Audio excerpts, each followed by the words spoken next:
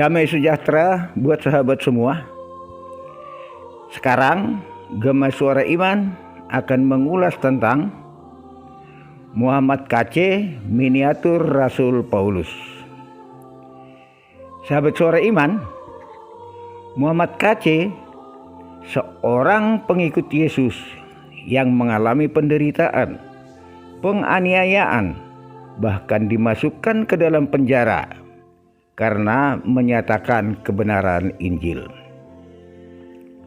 Sejak lahir, Muhammad KC hidup di lingkungan orang-orang yang tidak mengenal Yesus sebagai Mesias dan Yesus adalah Tuhan. Setelah puluhan tahun hidup tanpa mengenal Injil, akhirnya dia menyadari bahwa selama ini dia hidup di lingkungan yang salah. Dia mengatakan dia percaya Yesus. Dia menyatakan kebenaran-kebenaran tentang Injil.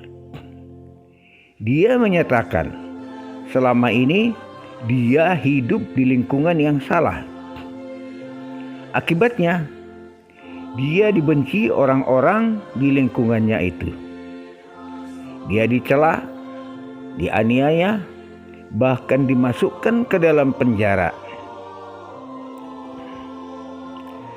Saudaraku Muhammad KC, banyak orang yang bersimpati, banyak orang yang membicarakan, dan banyak orang yang mendukung engkau. Bukan hanya 1.000 orang, bukan 1 juta, bukan 10 juta, tapi ratusan juta. Mungkin lebih dari itu. Bukan hanya di Indonesia, tapi di berbagai belahan dunia. Berbagai media yang memberitakannya. Bukan hanya media Indonesia, tapi media dunia internasional. Bukan hanya media berbahasa Indonesia, tapi dalam berbagai bahasa dunia. Namamu tidak hanya dikenal di Indonesia, tapi di berbagai negara di penjuru dunia. Saudaraku Muhammad KC, Yesus mengatakan, "Berbahagialah kamu jika karena aku kamu dicela dan dianiaya, dan kepadamu difitnahkan segala yang jahat. Bersukacita dan bergembiralah, karena upahmu besar di surga. Sebab demikian juga telah dianiaya nabi-nabi yang sebelum kamu." Itulah yang dikatakan Yesus seperti tertulis di dalam Matius 5 ayat 11 dan 12. Sekarang engkau dimasukkan ke dalam penjara. Yesus sudah mengetahui hal itu.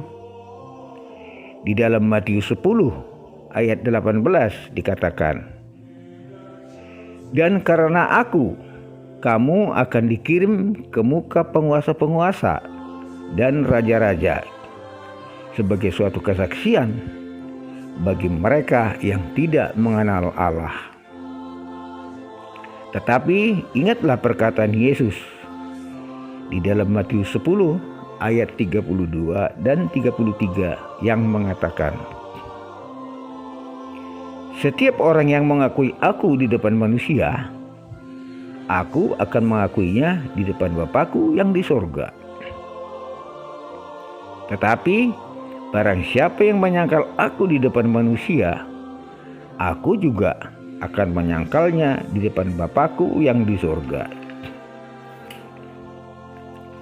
Percayalah, Yesus akan mengakui engkau di hadapan Bapa di sorga. Dia adalah hakim pada akhir zaman. Dia adalah jalan dan kebenaran dan hidup. Sahabat Suara Iman, Muhammad KC saat ini berada di dalam penjara karena mengabarkan kebenaran Injil dan menolak apa yang diyakininya sebelumnya. Apa yang dilakukan Muhammad KC sama seperti yang dilakukan oleh Rasul Paulus, meskipun dalam skala yang lebih kecil. Seperti Muhammad KC konon berasal dari lingkungan pesantren yang menolak keilahian Yesus Kristus. Sama dengan Rasul Paulus yang berasal dari golongan Farisi, golongan orang Yahudi yang menolak dan membenci pengikut Yesus Kristus. Sebelum menerima Yesus, Muhammad KC termasuk orang yang sangat membenci dan sering menistakan umat pengikut Yesus. Sama seperti Rasul Paulus yang sangat membenci dan sering menganiaya jemaat yang percaya kepada Yesus. Setelah menerima dan menjadi pengikut Yesus, dia mengabarkan kebenaran Injil.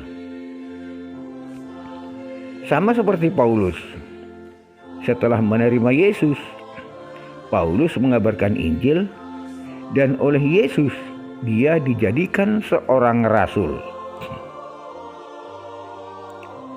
Muhammad KC menerima Yesus dan meninggalkan keyakinannya sebelumnya yang tidak sesuai dengan Injil.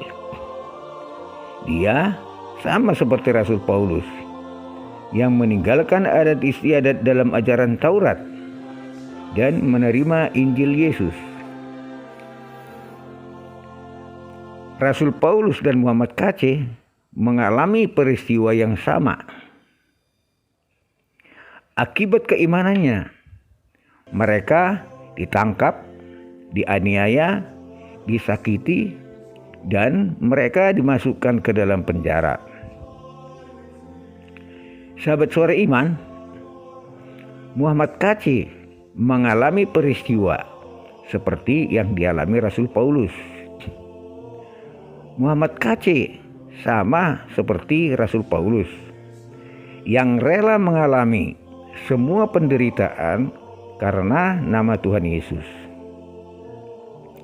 Dia mempunyai pribadi yang ada pada Rasul Paulus.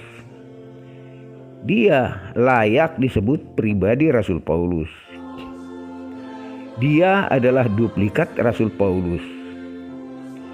Dia adalah miniatur Rasul Paulus. Sahabat Suara Iman, masih banyak Muhammad KC yang lain.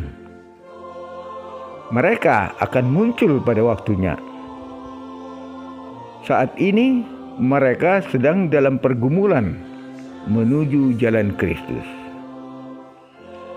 Semoga Roh Kudus menyertai mereka dan menyertai kita semua.